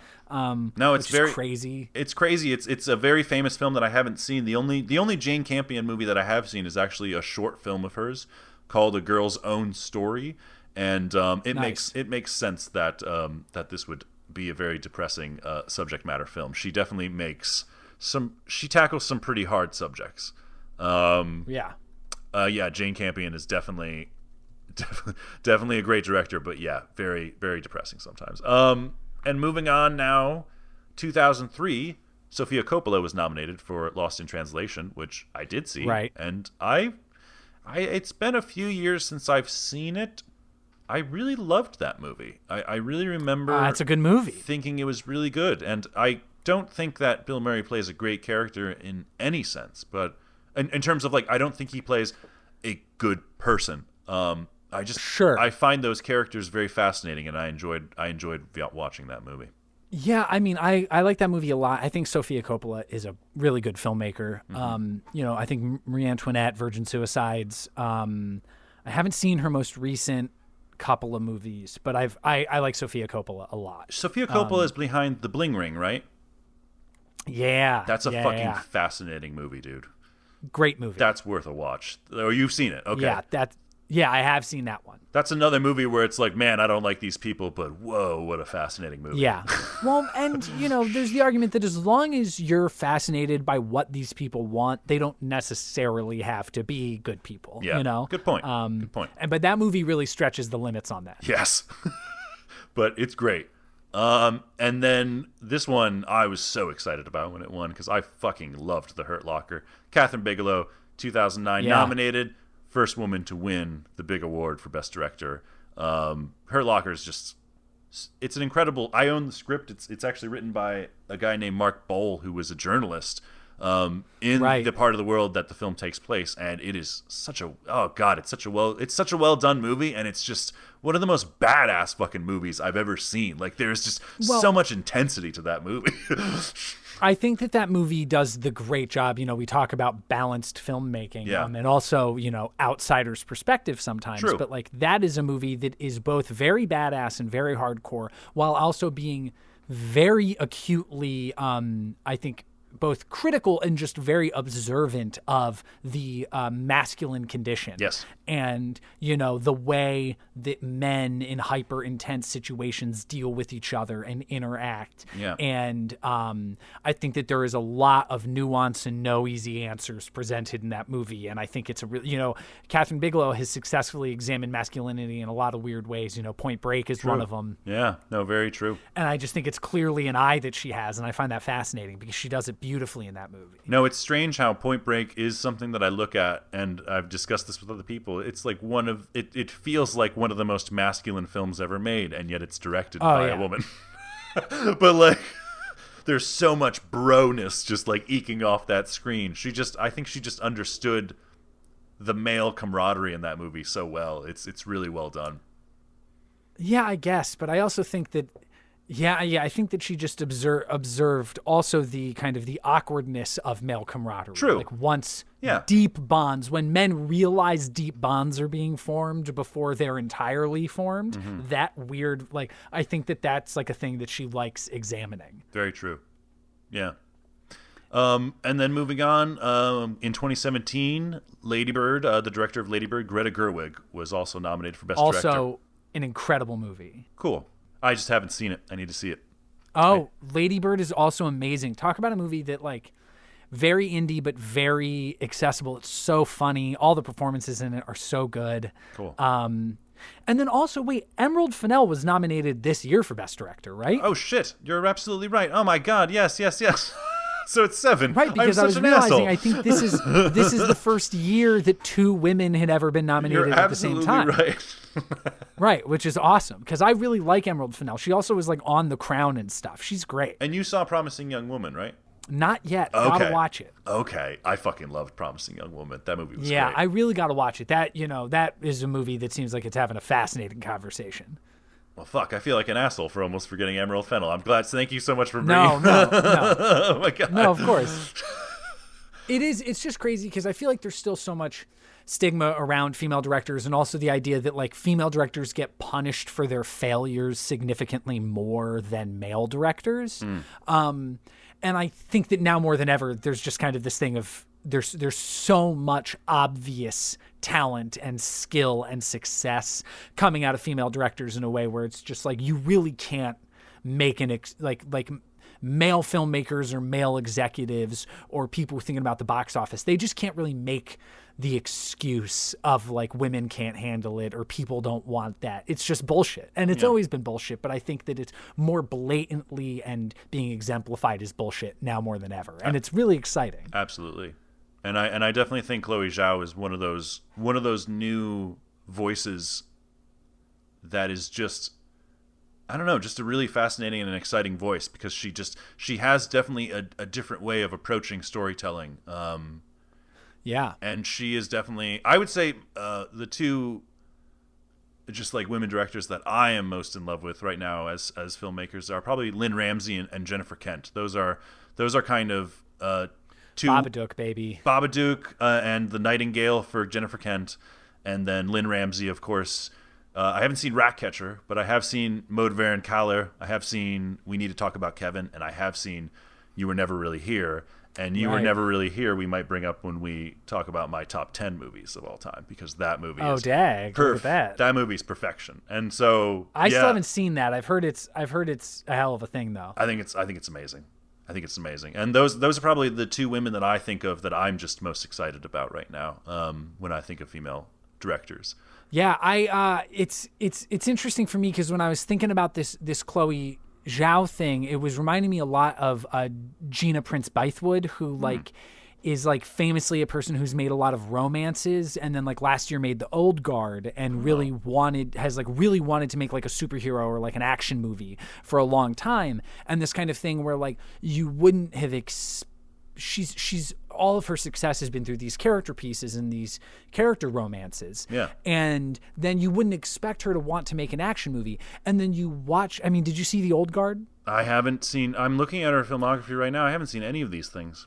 Man. And the Old Guard is like about like immortal warriors who can't die. And it ends up just being this movie that the thing it's most interested in is like the relationships that these like 4 or 5 people have by being hundreds of years old, and like what it actually is, the toll of being an immortal. And like it was like, oh well, like no wonder somebody who makes these character pieces wanted to make an action movie, because she wanted to bring interesting characters and dynamic emotions to an action movie. You know, she's like, I'm not just gonna go be a boring action filmmaker. Like, you guys see the shit that I'm interested in, let me put that in other genres. Like, that's really cool. I think that people don't often think of it that way, you know, when you look at what someone can do. And I think Chloé Zhao kind of looks like she's like, I'm interested in these, like the stories of how people handle trauma and how people handle, you know, being pushed to the side, you know, relegated to the edges of society. And then like, you know, I read up about Eternals, and they're like, oh, Eternals is about like these ancient beings who have been like hiding out for, a millennia and are slowly emerging back into the world. And I'm like, oh, like that sounds like a thing that from a character perspective, Chloé Zhao would be interested in, whether it's a Marvel movie or a big science fiction movie or whatever or not. You're like, oh, I see why that person would want to make that movie. I think that is an interesting comparison to compare Gina Prince Bythewood to Chloé Zhao in the sense of like Old Guard to Eternals, and like, yeah, treating immortals as, and you just see character-wise why they're interested in that. That's really cool. I mean, honestly, I'm gonna have to watch The Old Guard. I don't even know if I've seen a trailer for it, to be honest. I'll have to. Is it? The toughest thing it has going for it is the Netflix sheen. Oh, it is Netflix. It's kind of like, it's a Netflix original movie, and it looks so much like a Netflix film. But all of the performances and all of like the concepts in it are really fascinating, and I think are really well executed. I'm curious because I mean, we're getting off kind of on a rail here, but like, you know, Ma Rainey's Black Bottom. Ma Rainey's Black Bottom was a Netflix production, and I guess I didn't get the sense that it felt like that. But what about Old Guard do you think feels that way, just out of curiosity? Well, I mean, there is the literal thing that Netflix has like HD specs that are required to be a Netflix property. Okay. In order to like be shown on Netflix, you have to have like a certain like HD resolution to what you're shot, especially for their original products. Okay. And so it's like a little glossy and a little kind of HD in the way that it's like, you know, and this is me not trying to be super critical, because I think that it's a really well constructed movie. But it, you know, every once in a while, like there'll be a moment of like action with kind of like almost like motion blur, the HD camera on it, that it almost like, there'll be like a couple shots that almost look like it's like the action from like Arrow or The Flash. Okay. You know what I mean? Just kind of like that very polished HD camera. I see. Which is not me being hypercritical. It's just that, you know, you don't get to be quite as creative with the way that you're shooting things or the types of gear you're using, because you're making a Netflix movie. Oh, I see. That is interesting. So it's almost similar to the Marvel in a way of kind of like you can. Sure. Yeah, it's this kind of factory sheen, polished look. Right, at but the if end. I had to pick between a slight gloss that I would rather not, or her not getting to make the movie, I'm like, okay, make the movie for course. Netflix. No, of course. You know what I mean? Like, yeah. So I try not to hold it too much against her, because it's where she got the movie made. So, cool. Like, good for her. I'll have to check out. Yeah, The Old Guard. I'll definitely have to check that one out. It's a cool movie. Yeah. I mean, I think that's it. I think that's. I think that's our episode. I think that's episode 5. All right. Well, thank you. We appreciate everybody writing it out with us. Yeah. Yeah, thank you. Please rate, like, subscribe, comment, all those things. Like us on Twitter, Facebook. Email us if you want. We're always happy to keep the conversation going, and you guys should pick your own take and let us know. Yep. And thank you to Chloé Zhao and to the filmmakers, and thank you, Isaac. This has been a fun episode. Oh, yep. And quick thank you, Sean Regan, for the artwork, and thank you, Dude Robots, for the music. Yes. And thank you, Chris. I love you, man. I love you. All right. Thanks again, guys. Have a good one.